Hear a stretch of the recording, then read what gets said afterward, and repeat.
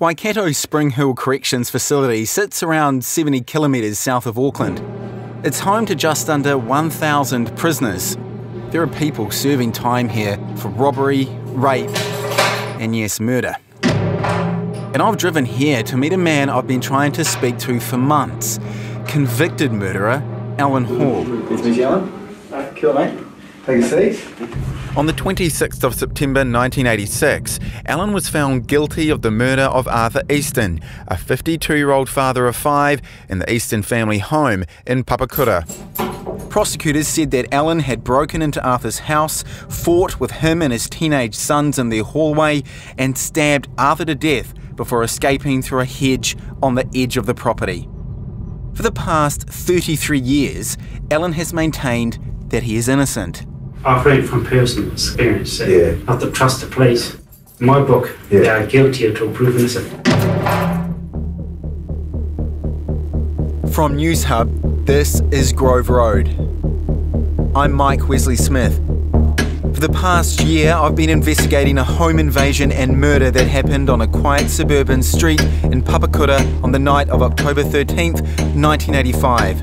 Well, that was an ugly sort of weapon. It didn't look as though it do you any mischief. The killing is the latest in a series of major crimes that have plagued Auckland police. I've retraced the steps of the killer, interviewed witnesses who were never called to testify, and uncovered evidence that was never submitted to the court. He was frightened, he was panicking. This is the story of the murder of Arthur Easton and the conviction of Alan Hall, a man with no alibi or answers.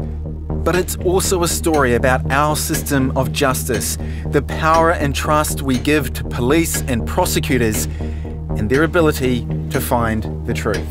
I mean, these things never stay buried. The passage of time has brought out the fact that this was hidden. My name is Alan Hall, and I was wrongfully convicted of the murder of Arthur Easton.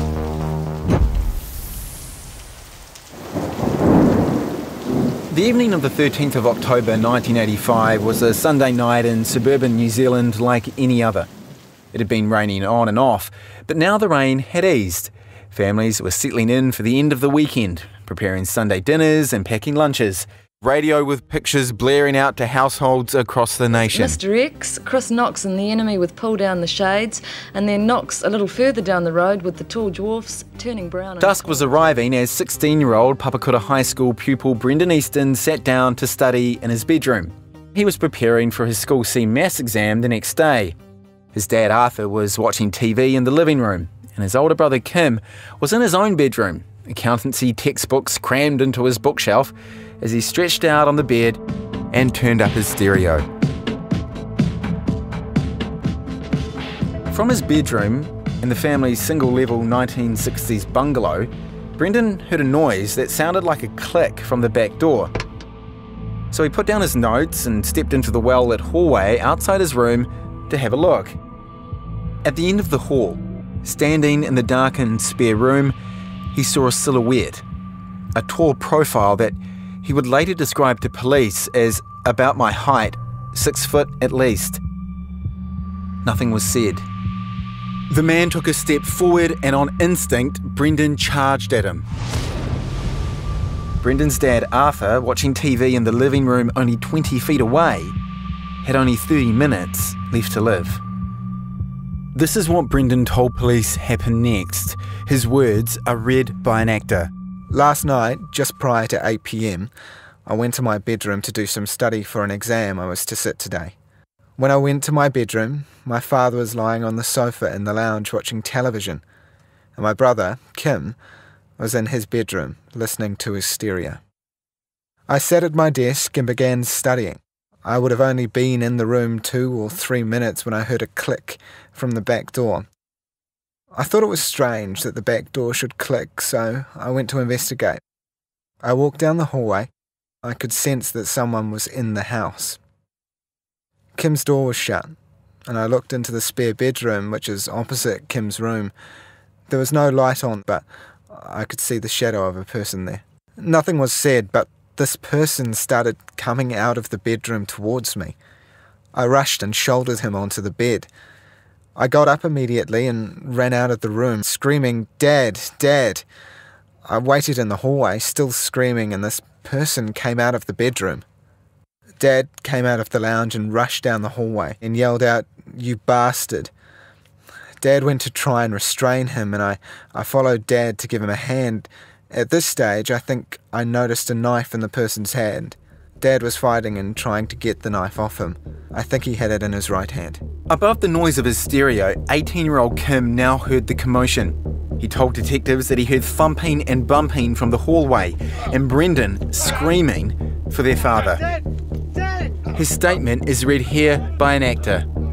I got off my bed and hesitated for a few seconds through fear. I then opened the door and went into the hallway. I looked to my left and saw Brendan and Dad pushing this person into the corner of the hallway against the door that leads out the back of the house. I rushed over and punched the stranger in his genital area. He lashed out with his hand or his leg. I don't know if he hit me or not. He grunted when I punched him. As the struggle became more frantic, the boys' accounts of the details get confusing. Arthur Easton is stabbed in the stomach. Kim runs off to find a softball bat. Brendan is stabbed in the leg. Unable to find the bat, Kim rushes back with a squash racket, which he smashes down on the offender's head 2 or 3 times until the frame snaps in half. Brendan later tells detectives that the offender had gone cross-eyed from the impact. As Brendan tries to grab the knife, the offender struggles to get the back door open to make his escape. Arthur Easton is trying to push the door shut in order to trap the man, and it's at that moment that Kim falls backwards, smashing the glass of the door with his back. The offender uses this opportunity to escape. He forces his way out of the door and disappears through a gap in the hedge to an alleyway beyond. He left behind a bloodied bayonet now in the hands of Brendan, a woolen beanie which had been snatched from his head by Arthur during the fight, and a single muddy footprint by the hedge. 3 key pieces of evidence that have only ever raised more questions than they've answered. We heard a bang. I thought it was a bang, but Gary felt it was more like glass breaking, and he got up and had a look out the window, and it was kind of just dusk, so he couldn't see much. So he went, and because we've got a walkway down the side of the house, we had a walkway down the side of the house, we always checked out anything we heard. Jeanette Kidd was a registered nurse, and she had lived next door to Arthur and his family on Grove Road since the Easton boys were young. Their kids used to play together, and they'd often see the boys playing basketball in the driveway. She was watching a movie on TV with her husband Gary when she heard the sound of glass breaking next door. He went round into our bedroom and looked, and he could see one of the boys in the bathroom. It was that milky glass. He could see him. So he came and sat back down, and we thought, oh well, they've just had a bit of an accident in the bathroom. And then we heard Kim running over. A frantic Kim asked Jeanette to follow him. So I went with Kim. Well, when he turned round, he had all blood on the back of his shirt. So I knew it was something pretty horrific had happened. So I ran over to the house and we went in the side door, and Brendan was lying there on the floor. "I'm fine," he told Jeanette. "Go look at Dad." Arthur Easton was lying on the floor of the hallway. He'd asked his sons to bring him a pillow to rest on, and they'd tried to stem the flow of blood from his body with a handful of flannels grabbed from the bathroom. And so we went over and looked at Arthur. He didn't look good. He was very pale and sweaty, and he had 2 wounds on his abdomen, and he had a towel covering that up. There wasn't a lot of blood, and he complained of being short of breath. He was breathing quite, well, I thought. And I went to take his pulse, and I couldn't get a radial pulse. Arthur was in a bad way. He had sustained 3 stab wounds, 1 to the underside of his upper right arm, 1 below his rib cage, and 1, the fatal blow, a 10-centimetre deep puncture to his stomach. When I said, "How are you?" he said, "Oh, I'm short of breath." And he also asked if we could ring a priest. He wanted to talk to the priest. So I think he kind of felt pretty bad, and he knew he was not in good shape.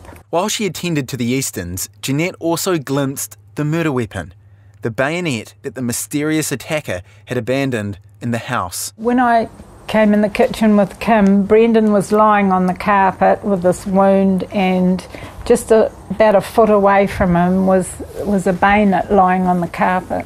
It was clean, and it also looked tarnishy to me, so it didn't sort of look as though although it was an ugly sort of weapon, it didn't look as though it'd do you any mischief.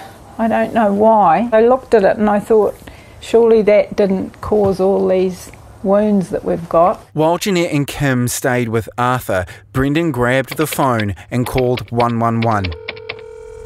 I was what they call a communicated dispatcher. Generally I dispatch jobs for South Auckland, but at the same time we were expected to answer phone calls, like 111 calls in particular. And on that particular night is the night that I received a phone call from a gentleman in Pakeha related to a stabbing.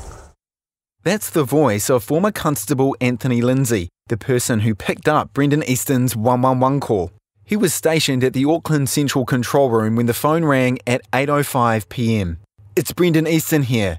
There's a burglar in our place and we've been stabbed. As you would expect, he was frightened, he was panicking, and I think on a couple of occasions I had to tell him to shut up and calm down so that I could get the information that I required to give to the staff that were going to the scene.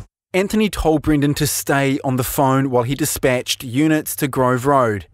I don't have a recording of the 111 call, but I do have the transcript. And Anthony agreed to read the words he spoke all those years ago. Control 10-1, 10-1, any free units vicinity Grove Road, Pakeha. Offenders on with a knife. Persons injured, Grove Road, Pakeha. The offender has left Grove Road through a walkway. As Brendan pleads for the ambulance to arrive, Anthony was trying to get him to describe the offender. It's all right, I'm just talking to my offsider. She's getting ambulance started. What's he wearing? What you're about to hear was the first description the boys ever gave describing the offender minutes after the attack. Anthony says to Brendan, was he a Māori or Caucasian?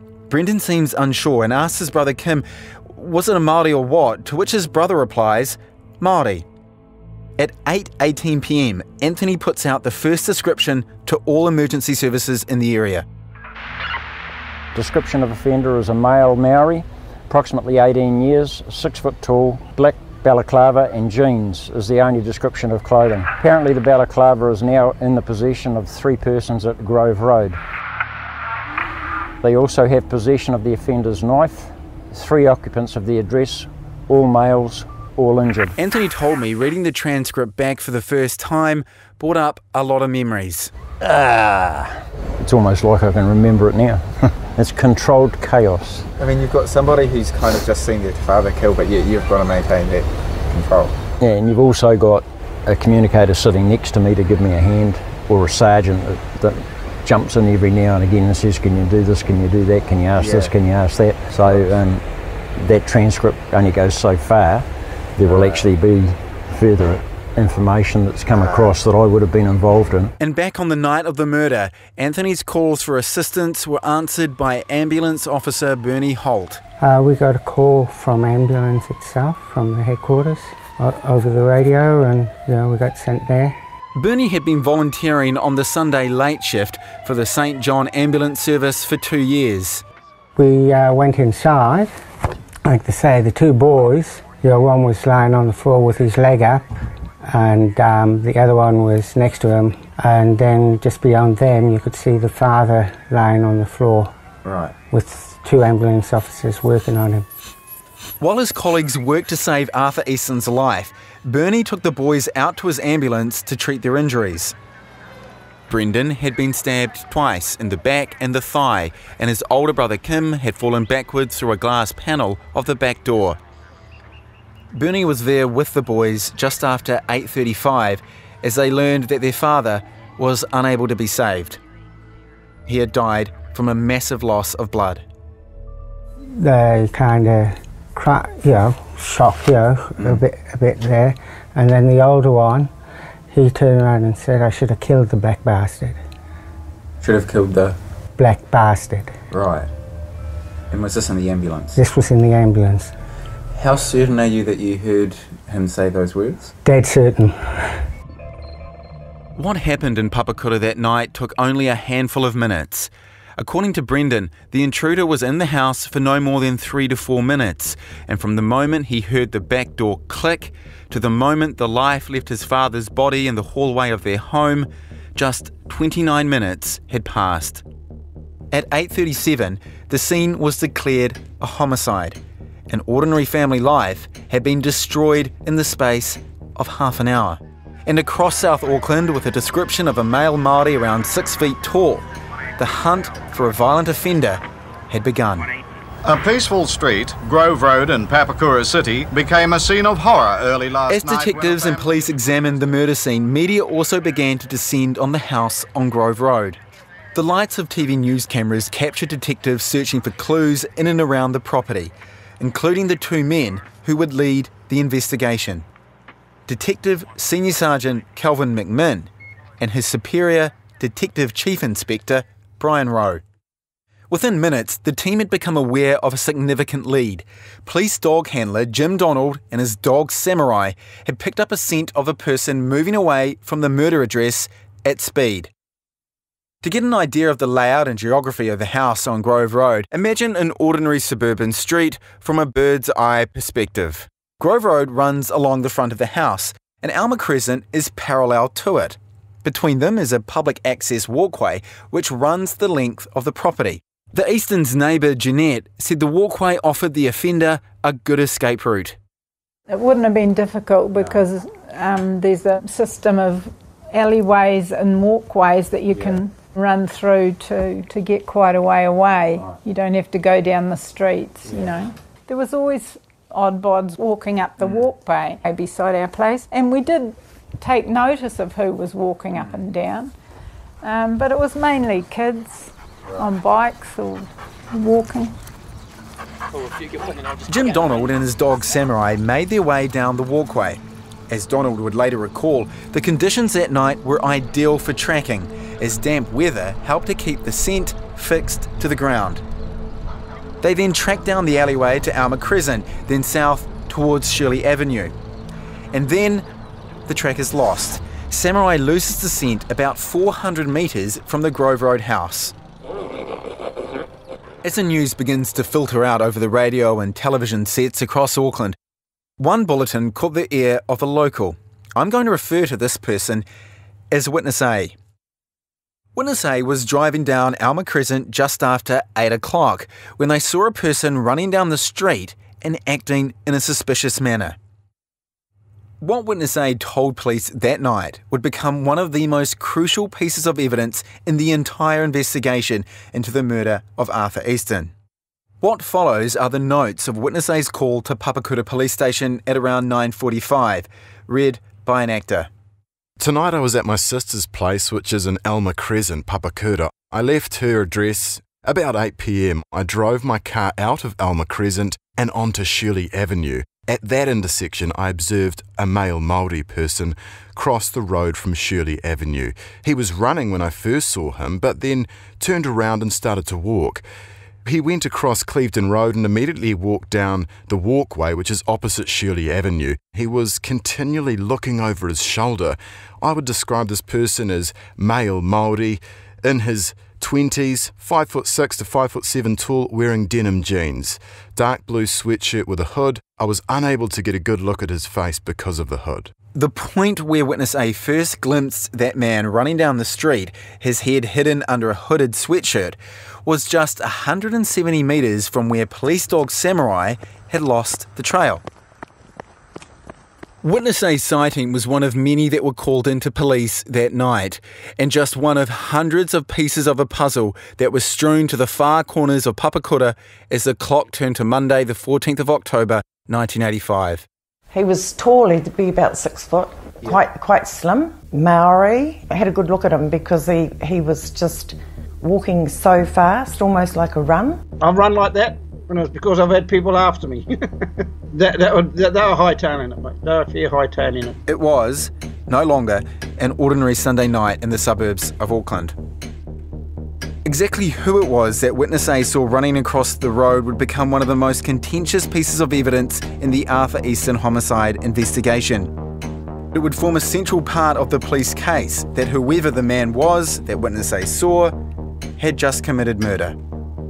From early on, police were beginning to build a profile of the person who had broken into the Easton's home and stabbed Arthur Easton to death.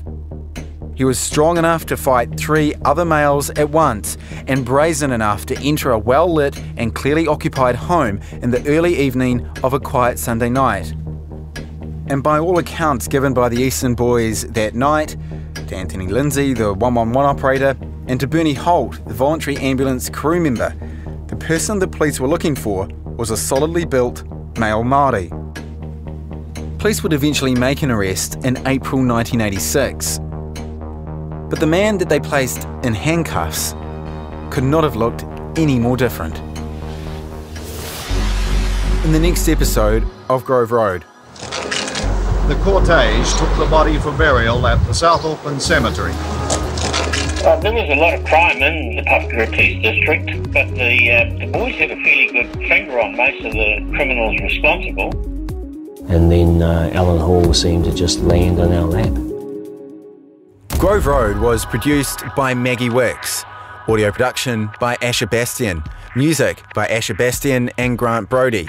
Graphics were done by Kushal Bhatia, Vinay Ranchhood and James Brown, with help from Finn Hogan, Silka Wheel, Roman Newson, Anand Hira, Kari Johnson, Michael Mora and Sam Farrell.